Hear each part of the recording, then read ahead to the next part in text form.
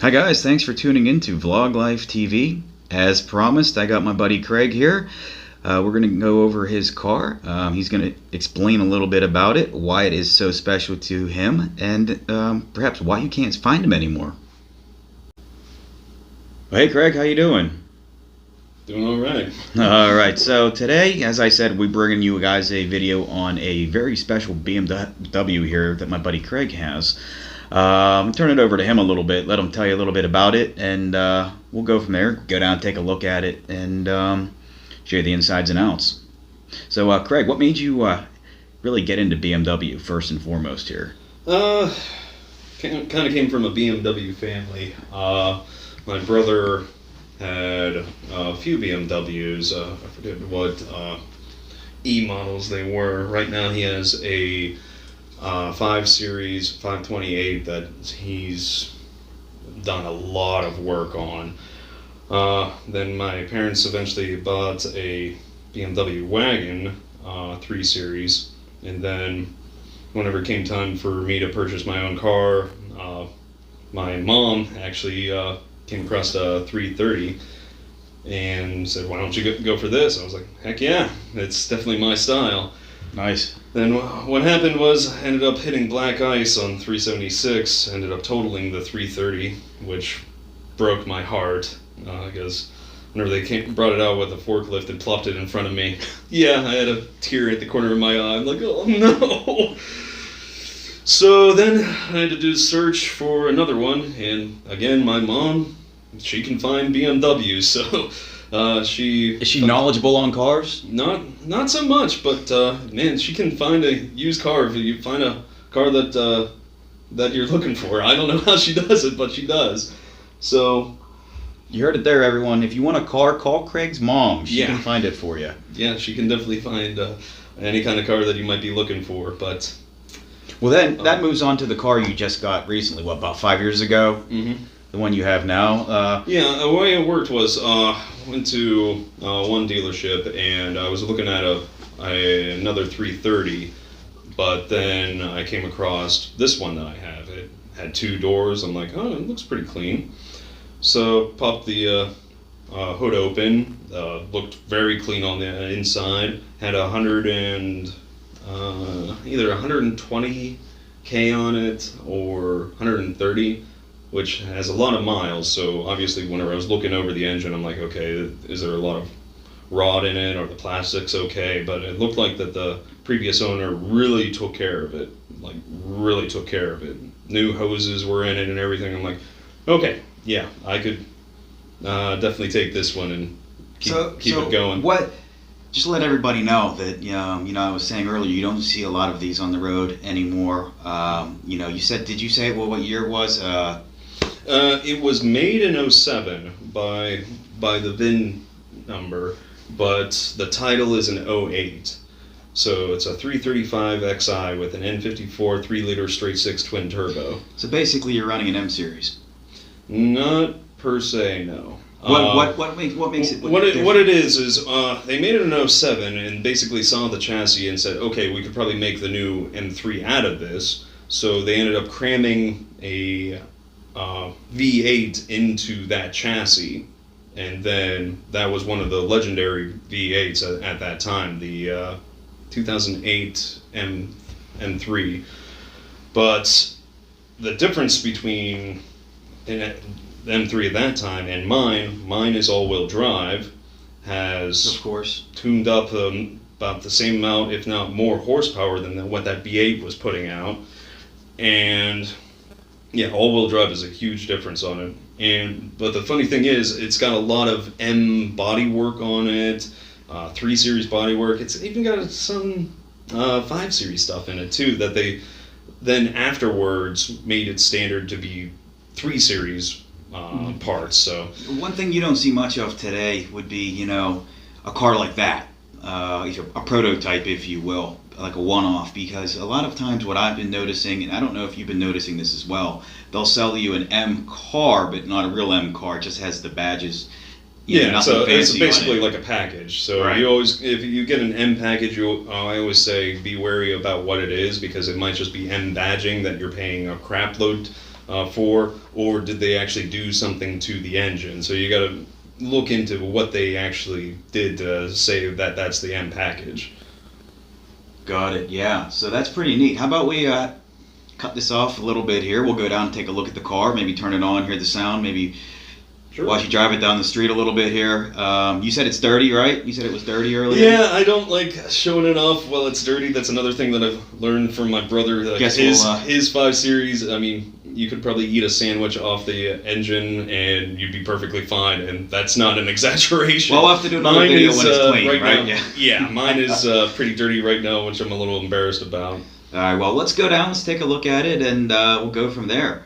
Sounds good. All right, so Craig, this is it here, huh? This is the car. This is the Beamer. That she is. There she is. BMW 335xi. Let's take a look here, man. This thing's pretty cool. Like I said, it's dirty, which I'm a little embarrassed about, but she's gonna get her spring cleaning here shortly. Yeah, this is pretty sweet though. I mean, and seized up the engine. So the engine itself has, well, whenever I got it, had about 6,000 miles on it. But well, here you'll see what's interesting. let's take a look. Let's see how many miles are on it right now. Let's take a look. Hey, man, look. That's pretty cool. Lighting up down there. Yeah. Little quick and easy thing to put on there, so. Yeah, let's take a look. Let's turn it on and see the inside. So,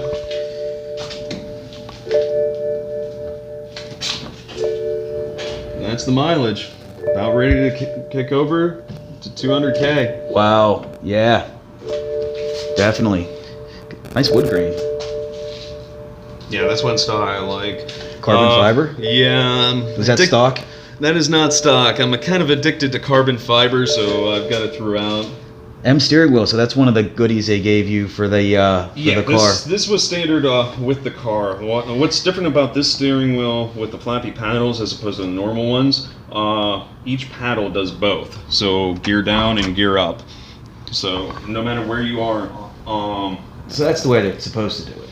Yeah, because usually you have negative or positive on each paddle, but no matter where you have your hand, you're going to have access to a paddle to either gear up or gear down.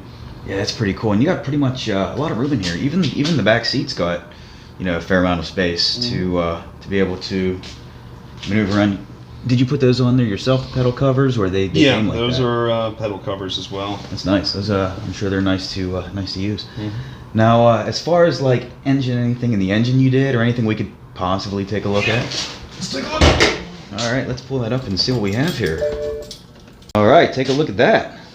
Engine bay is a little dirty. Like I said, a little bit embarrassing. It's going to go through the spring cleaning here shortly. That's not a problem. Walk us through what that is here. That's That right there is a Dynon carbon fiber air intake, which that's what it had whenever I first got it. And the clip's coming off. Yeah, Looks like you need a new clip for that there. No, it's not the clip. It's just a tight fit, which I need to adjust that here. Fair enough. And then you placed that aluminum piece, the cap. That's new? Yeah, for the oil filter. That's an aluminum oil filter cap. That's another thing that I'm going to be starting going down the rabbit hole of replacing a lot of plastic stuff with aluminum parts. And you added that down there as well. The BOV, yep. Blow-off valve makes the engine feel a lot happier.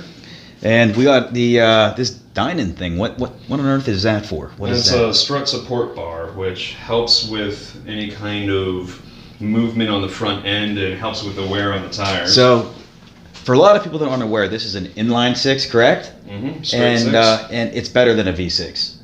Most definitely, because with a V6, there's whenever one piston's going down, it's going to off balance the other one, so inherently it's going to not be happy. With an inline, no matter what, if the one piston's going down, there's going to be another piston that's counteracting that, so it's going to be a lot more stable.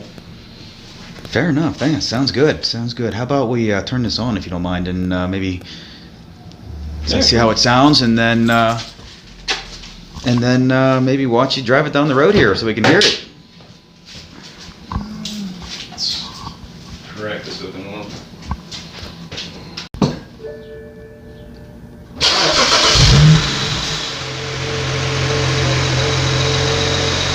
Alright, sounds pretty good.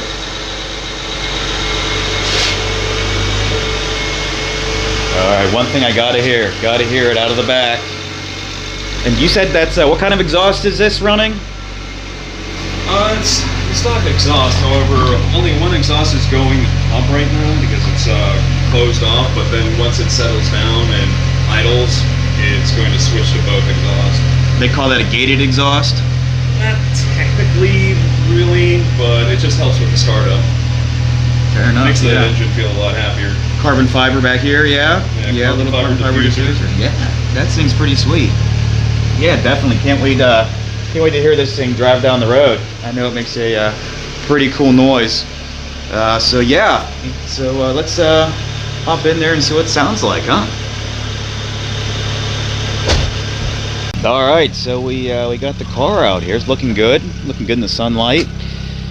Yeah. Yeah, it could be cleaner. Yeah, so could my camera. But yeah, this is a pretty cool car, and again, you do not see. But yeah, this is a pretty cool car, and again, you do not see. You don't see many of these floating around.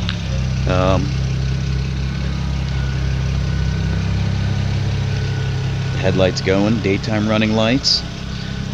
All right, well, hey buddy, thanks for you know letting us and the viewers from Vlog Life TV take a look at your car.